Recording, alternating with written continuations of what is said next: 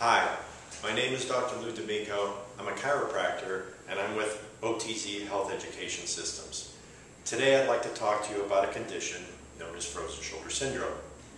If you do an internet search and you look on such reputable websites as WebMD, MayoClinic.com, ClevelandClinic.com, and others, you'll find out some really interesting facts about frozen shoulder syndrome. First, I'd like to talk a bit about the demographics of frozen shoulder syndrome. It seems to affect patients between 40 and 70 years old, and a majority of women versus men. Diabetics are twice as likely to get frozen syndrome as someone without diabetes. A patient that develops a frozen shoulder is also much more likely to get it again on the other side. Frozen shoulder syndrome is also associated with certain conditions, such as a hyperthyroid, a hypothyroid, heart conditions, stroke, Parkinson's disease. And when you do literature searches, they don't really know why. These are just associations that have been found associated with frozen shoulder syndrome, sometimes called comorbidities.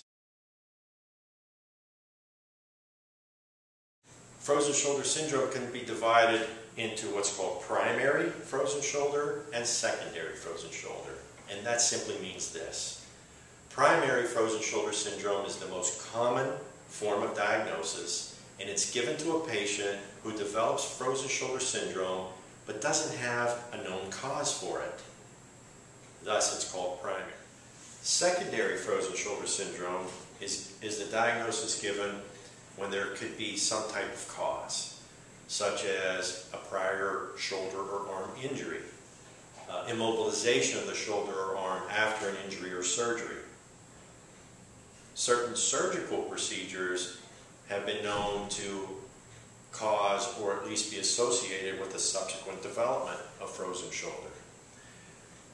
Most of the time, as I mentioned previously, the diagnosis is primary because most of the time the patient really doesn't have a direct cause of how they developed frozen shoulder syndrome. So let's talk about the hallmark signs and symptoms of frozen shoulder.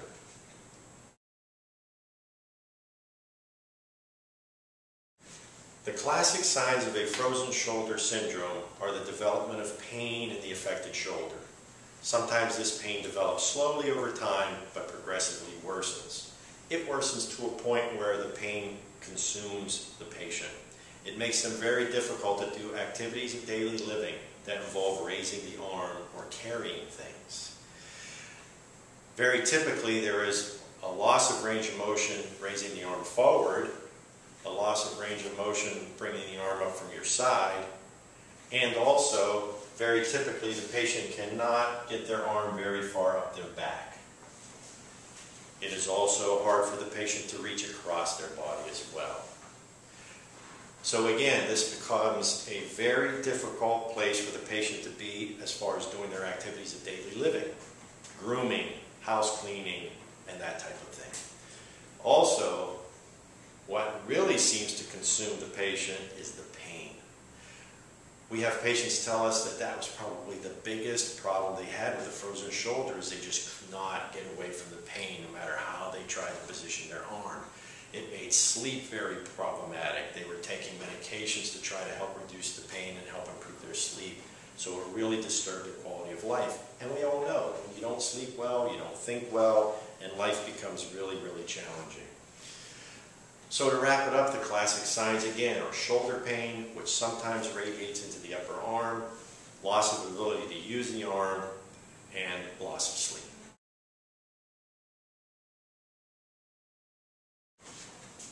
Frozen shoulder syndrome is divided into phases. The first phase, which can last from about 0 to 9 months, is called the freezing phase. That is the beginning. That's where the pain begins to develop and the range of motion begins to become lost.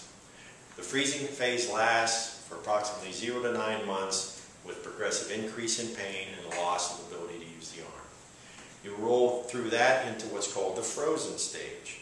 In the frozen stage, which could last up to 18 months after the freezing stage, is where the pain kind of levels out and the progressive loss of range of motion kind of levels out. You're kind of stuck in this frozen stage of pain and loss of use. And then finally, you can enter what's called a thawing stage, which could last another 9 to 18 months, where you may start to regain some of the range of motion, the pain level continues to fall, and you're just kind of slowly, hopefully, working your way out of frozen shoulder syndrome.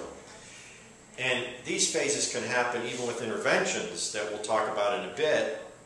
And so some in the literature would say, well, if you just wait it out for 2 or 3 years, you might roll out of the frozen shoulder syndrome. And that might work, but that's 2 or 3 years of pain and suffering. And we can also cite studies that show that even after that 2 to 3 or even 5 years, there's patients who still have pain and loss of function with their frozen shoulder. So it doesn't go away, and it certainly doesn't go away for everyone. Current medical thinking about what frozen shoulder is involves the development of adhesions in the shoulder capsule. Again, there's no real explanation as to why they develop.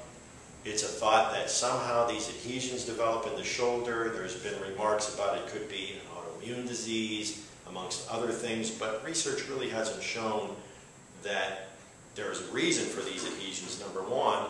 And in fact, in every case of frozen shoulder, even with MRI, they don't always see adhesions. But the bottom line is this. The theory is there are adhesions that develop in this shoulder. It's these adhesions that create the pain associated with it and the restrictions in movement.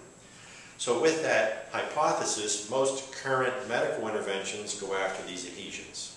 So very typically, a new frozen shoulder patient might see their primary care doctor or an orthopedic doctor, and they'll probably start with something like maybe non-steroidal anti-inflammatory drugs such as ibuprofen, and possibly some pain medications such as a Vicodin or an opioid.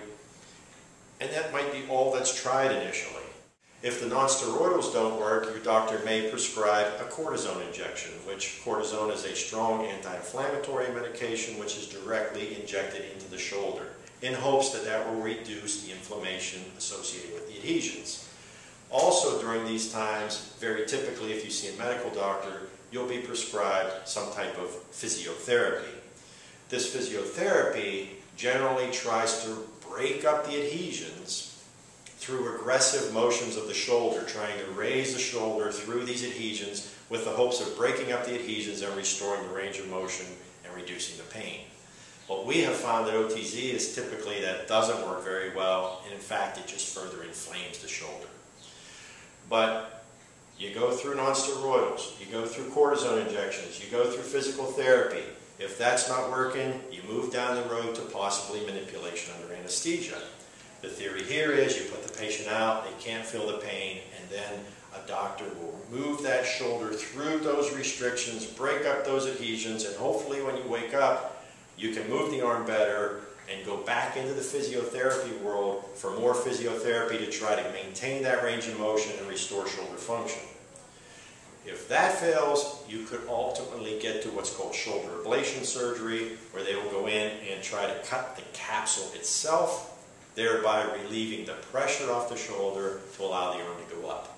These are the current medical interventions. Interestingly, there's not a lot of research that demonstrates that these are very effective. And as we know, the higher up that ladder you go, certainly the risks of those procedures are greater as well. OTZ is an entirely different approach. It's an entirely different paradigm about what causes frozen shoulder and how to treat it. If you or someone that you love suffers from this debilitating condition, please go to the website www.frozenshoulder.com.